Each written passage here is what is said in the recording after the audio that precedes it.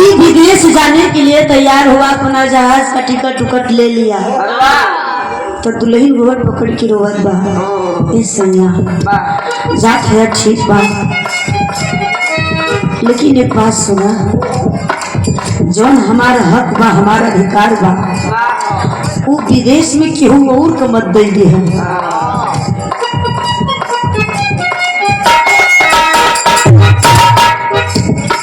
राजा जी राजा जी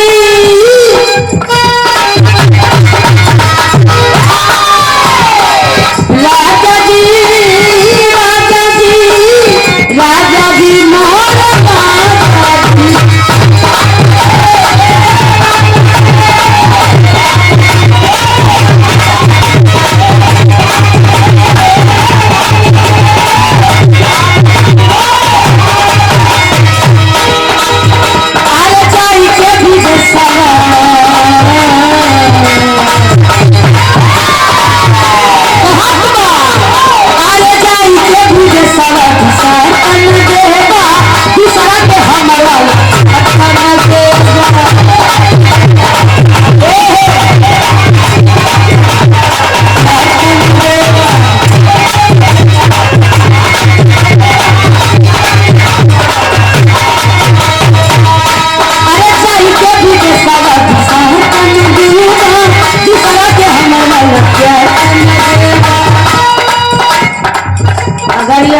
से जात हो सवतीन के चक्कर में जात है विदेश, तो बस एक काम कहते हैं, अब तक किस्सा खत्म हो जाए। जहाँ दिया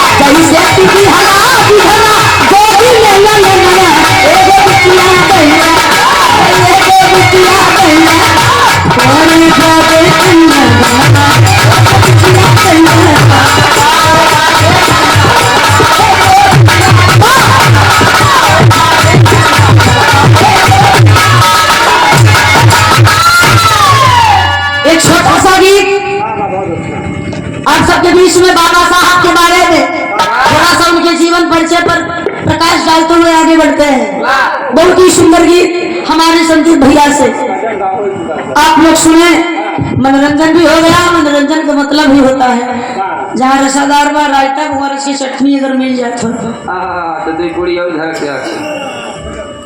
और चटनी का मतलब यह बा कि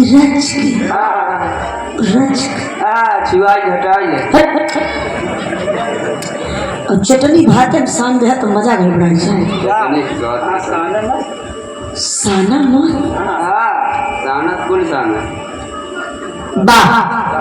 आइए एक छोटा सा गीत हमारे संदीप भैया बहुत सुंदर, बाबा साहब की बड़ाई तारीफ, बहुत सुंदर गीत गाए। सही में बाबा साहब ने होते तो आज मैं लगती होता बिरहा लगाती और आपको यह अधिकार नहीं मिलता कि खुले आओ कॉलर टाइट करके न तो पेन पकड़ पाते, न तो काफी पर लिख पाते, कुछ भी न कर पाते। ऐसे महापुरुष को कोटि कोटि सत्य सत्य नमन प्रणाम है। और भैया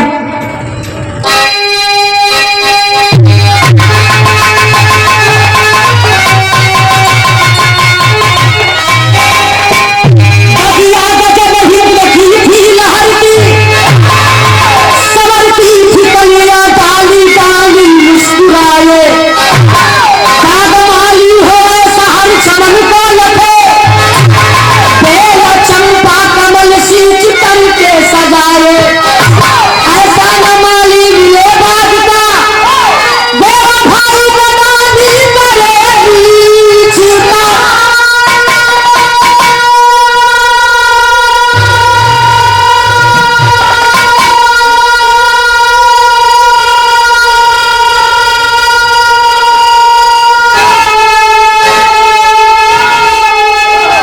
भैया श्याम सिंह बबुल है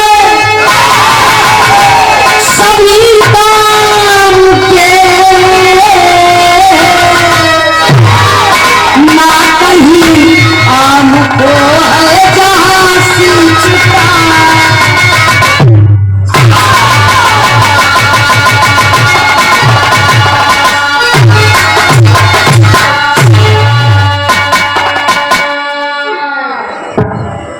ने लिखा ऐसा ना माली मिले बाग का।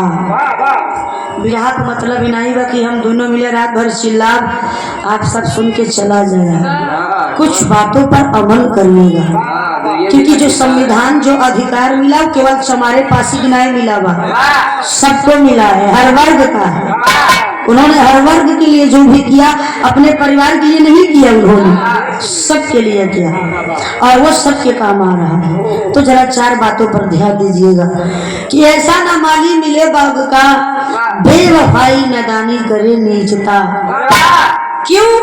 क्योंकि बांस बेली बबुल है सभी काम के, ना कहीं आम को है जहाँ सींचता।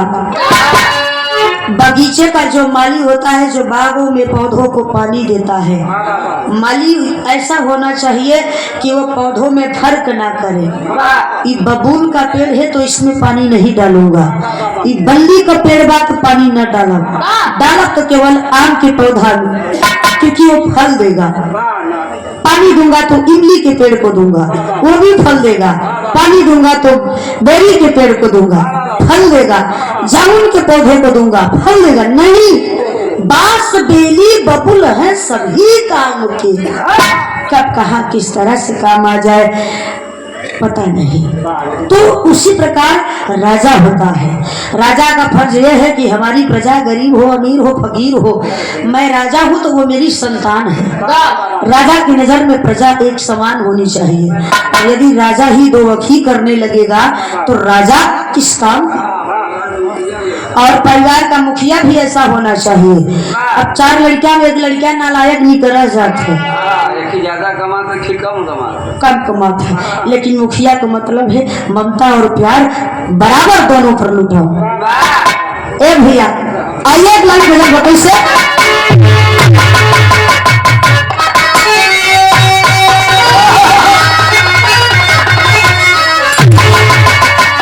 किसी आशिक ने कहा है संदीप जी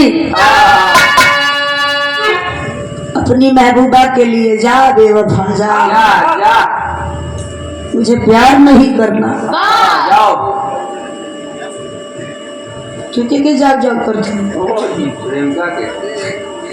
बौजी पता लागे तो कल बची हमको कर पता लागे ए भैया शादी पड़ी आजकल के जो परदेश वाले हैं वो बेचारे बढ़िया 2 तल्ला बनवाए के बाद हाथा जो है ना मरवा देते हैं, चारों तरफ से घर को पैक करवा देते हैं।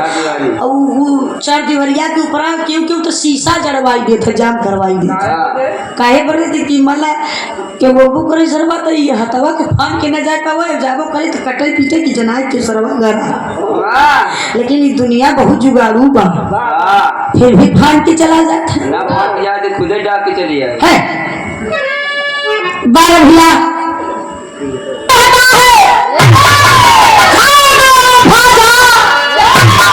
तू भी याद करेगी कैसा आशिक मिला था। लेकिन जाने से पहले मेरी आखिरी इच्छा है, मेरे मरने के बाद पूरा जरूर कर देना। क्या? मेरे खून की मेली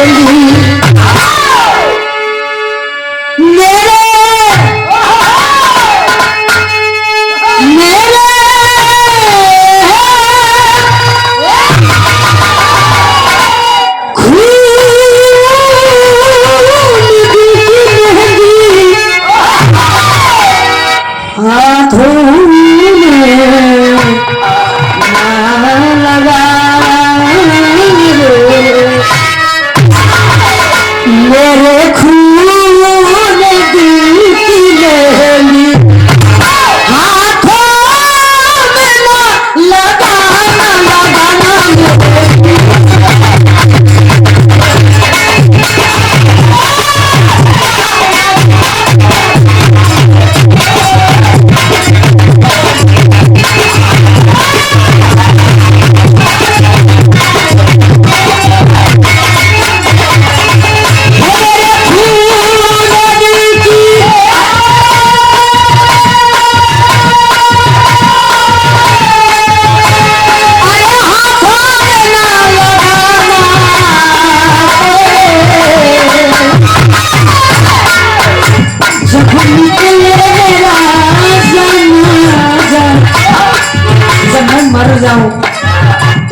काम जरूर करना।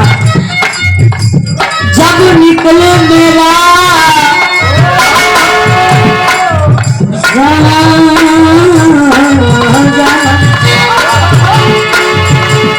जब मर जाऊं, जब निकले मेरा जनाजा, जब निकले मेरा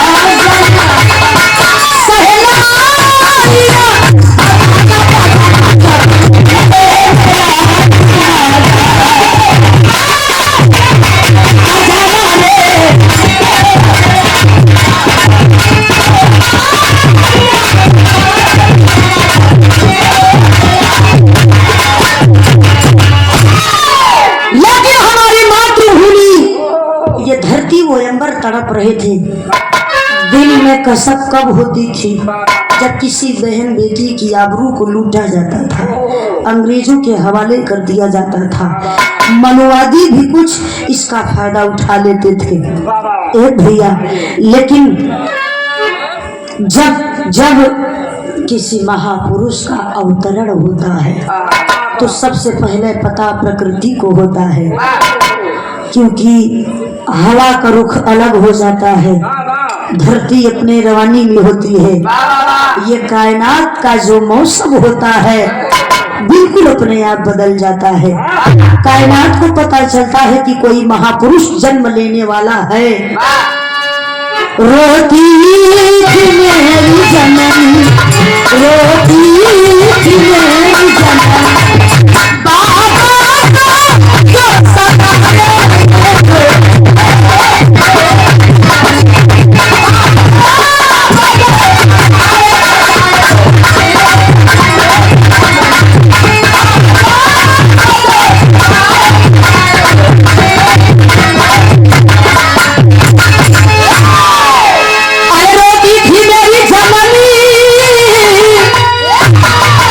बाबा को सताने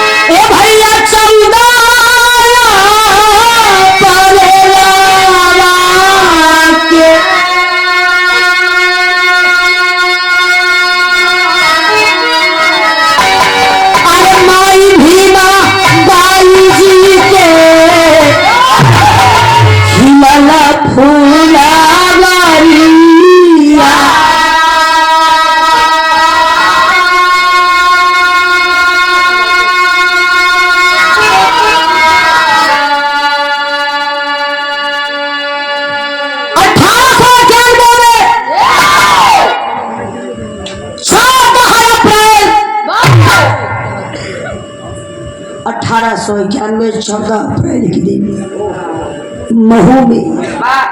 महू इंदौर शहर की पावन माटी में बाबा साहब अपनी माता भीमाबाई के कोख से जन्म लिए।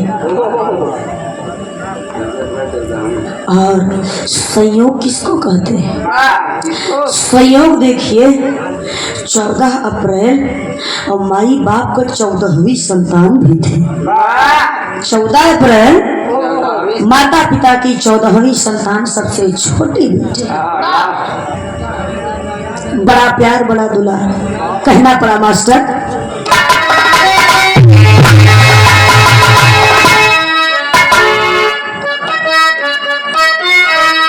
गोदिया में बाबा भीमा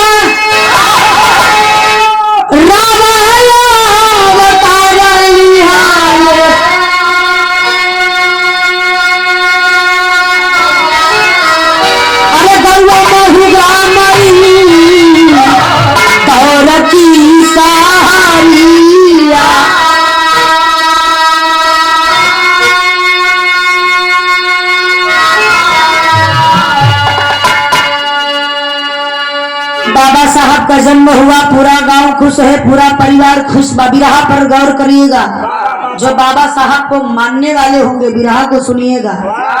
जन्म हुआ, बाबा साहब का नामकरण हो रहा है। आधा नाम पिता के नाम से लिया गया, आधा नाम माता के नाम से। माता के नाम से सिर्फ भीम लिया गया और बाप के नाम से सिर्फ राव लिया गया। बाबा साहब का पूरा नाम रखा गया भीम राव। बचा उनके पीछे जो अंबेडकर लगा है, वो किसने रखा, क्यों रखा गया, एक हम बीच में बताएंगे। ए भैया, धीरे धीरे बाबा साहब का लालन पालन होने लगा। जैसा समय बढ़ रहा है, समय बीत रहा है, एक एक दिन बढ़ बीत रहा है, वैसे ही बाबा साहब की उम्र भी बढ़ रही है। साल, 2 साल, 3 साल, 4 साल बीतल, 5 वर्ष लाला पूछा होशियारा भइले, तब हियारा में उठल बाटे शिक्षा कहलाइला।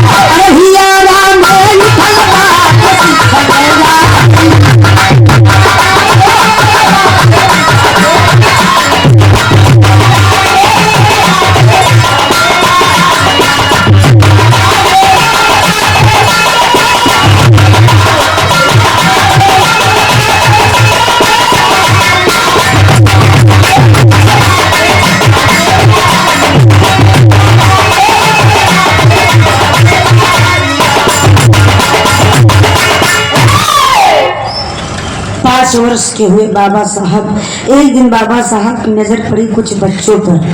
वो अपना जो भी उस जमाने में कापी किताब था वो ले करके बाबू स्कूल के लिए जा रहे थे। बाबा साहब की नजर पड़ी, शाम का वक्त है, राम जी राव ब्रिटिश सरकार में सूबेदार थे, सूबेदार के पद पर नौकरी कर रहे थे। अपना ड्यूटी से आए, खाना खाने बैठे हैं। बाबा साहब 5 वर्ष का है। बाबा साहब आइए, बैठ गए। पिताजी, आज आपका दिन कैसा रहा?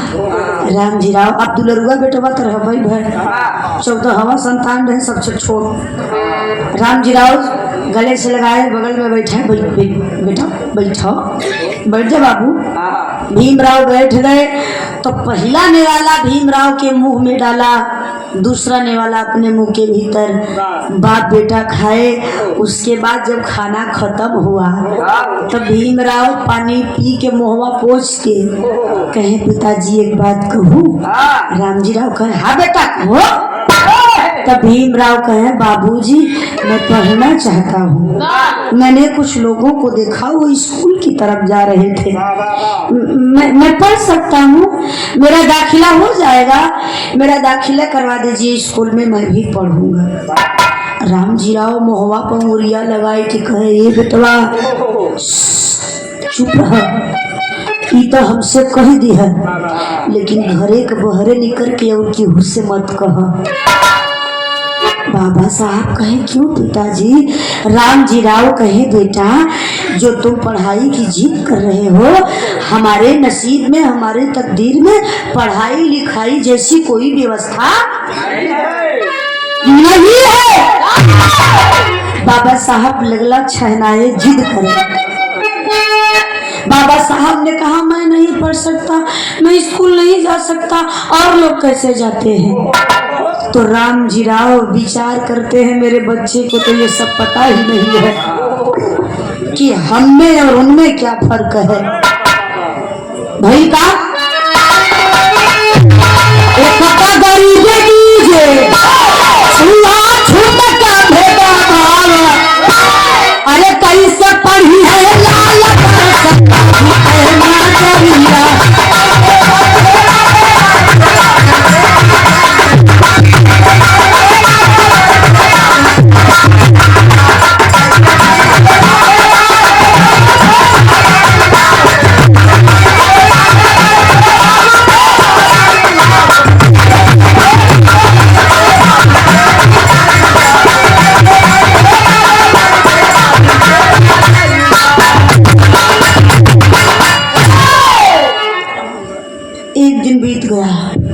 2 दिन बीता, 5 वर्ष की आयु में वो बालक 2 दिन देखिए खाना नहीं खाए बाबा साहब। राम जी राव बड़े चिंतित हो गए कि मान लो मैं किसी तरह से दाखिला भी करवा दूँ स्कूल में तो मेरे बच्चे को दुनियादारी का अभी पता नहीं है। जो छुआछूत की बीमारी इस समय चल रही है, गटई में हांडी और पैरे में झाड़ू बांध के जब चला जाता है, वो क्या समय रहा होगा, क्या जमाना रहा होगा, लोगों के दिलों पर क्या बीता होगा जब पैर में झाड़ू गले में हाड़ी बांध के घूमे पड़त रहा कि वो बड़की जात वाले के दुआरे अगर बैठ जा तो पहले ही नंबर दिया का करे बटोरवा में गंगा जल छिड़कवा के शुद्ध करे और जब चल गए तो बटोर दे ताकि उनके कदमों के निशान न रहने पाए। इतनी दयनीय स्थिति थी उस समय। ए भैया बाबा साहब जिद कर दिए कि जब तक मेरा आप नाम नहीं लिखवाएंगे मैं न खाना खाऊंगा न पानी पीऊंगा। राम जी राम परेशान हो गए। आखिर बाबा साहब को समझाते हैं, क्या समझाते हैं, गीत लगाया।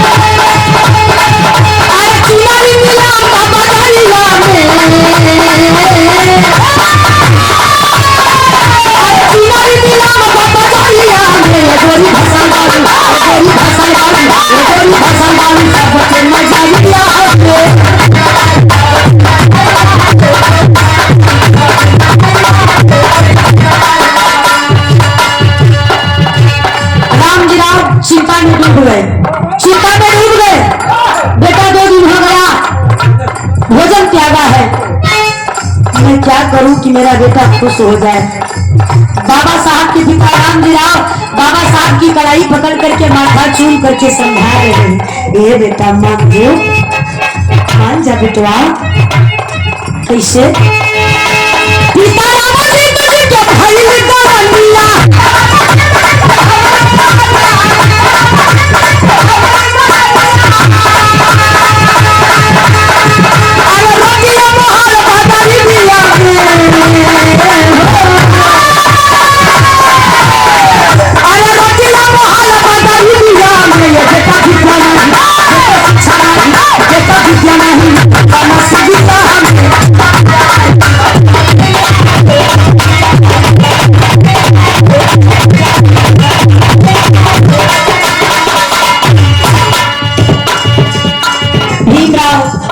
मान जा बेटा, शिक्षा विद्या मिल जा, हमारे नसीब में नहीं है, हमें अधिकार नहीं है कि हम पढ़ लिख सके।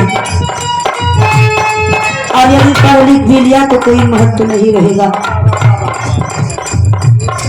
साहब लगला नाम लिखवाला, स्कूल जाई, जैसे बच्चा जिद करता है। बाबा साहब रोने लगे, जिद करने लगे। राम जी राव एक उदाहरण देते हैं, जरा उदाहरण पर गौर करिएगा। अरे द्वापर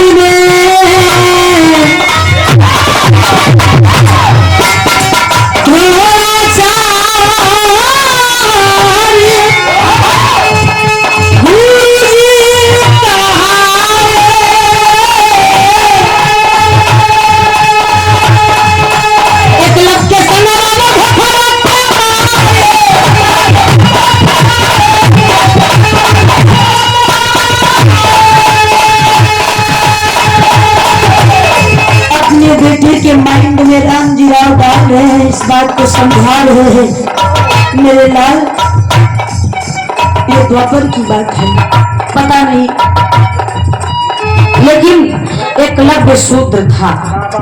अपनी शक्ति पर, अपने तल पर वह धनुर्विद्या में अव्वल दर्जे पर था।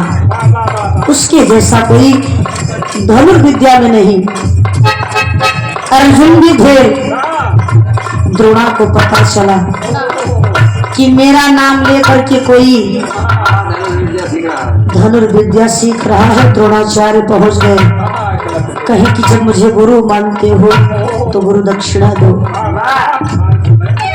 वो जमाना था कि मैं तुमको कुछ नहीं दूंगा, लेकिन जब लेना होगा तो तुम्हारा कॉलर पकड़ के ले लूंगा। न ज्ञान दिए न ज्ञान की परिभाषा बताए।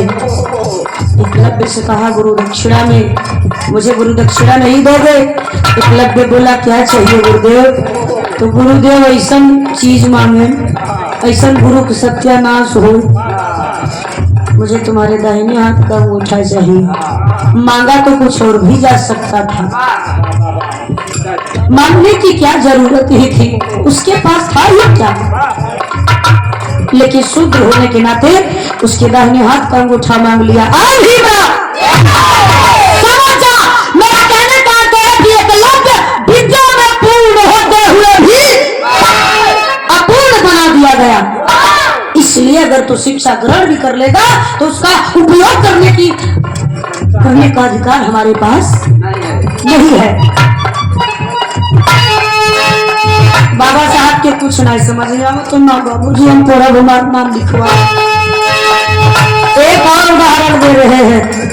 राम जी राव एक ऐसा उदाहरण दे, ऐसी बात कहे कि भीम राव बाबा के दिल में लग गई, दिल में बात बैठ गई।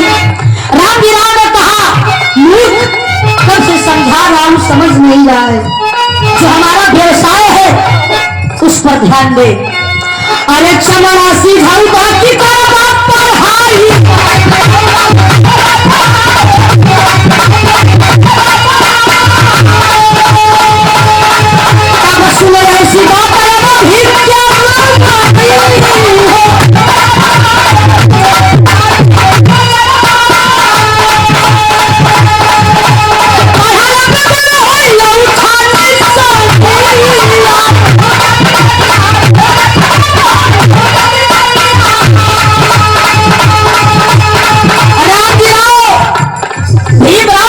ऐसी बात रोकर कहते हैं,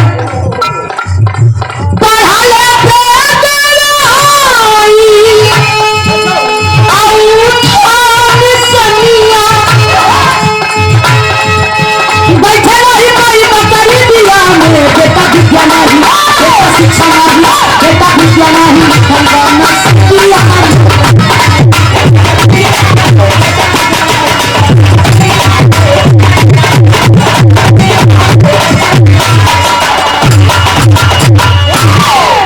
बाबा साहब ने कहा ना ना कुछ भी हो जाए, पिताजी हम पढ़ब। अब राम जी राव इतना समझाए, लेकिन बाबा साहब का एक जिद कि ना बाबूजी हम पढ़ब, और जब तक मेरा दाखिला नहीं करवाएंगे, आज तो 2 दिन हो गया, हम जब तक न करवाऊंगा तब तक न खा पियब। राम जी राव बड़ी टेंशन में, एक तो दुलरुआ, एक तो छोट बेटवा हमारा, और मान ली ही जीत के चक्कर में हमारे बेटवा को कुछ हो जाए तो क्या करब हम। मोती छीने ना कोई, मानो बलि नहीं बलवान, समय होती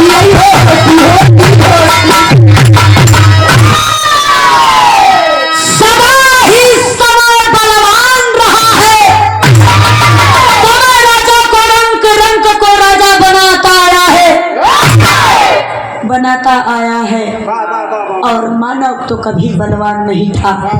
समय ही मानव को चाहे जितना प्रबल कर दे, बलवान बना दे। ए भैया, लेकिन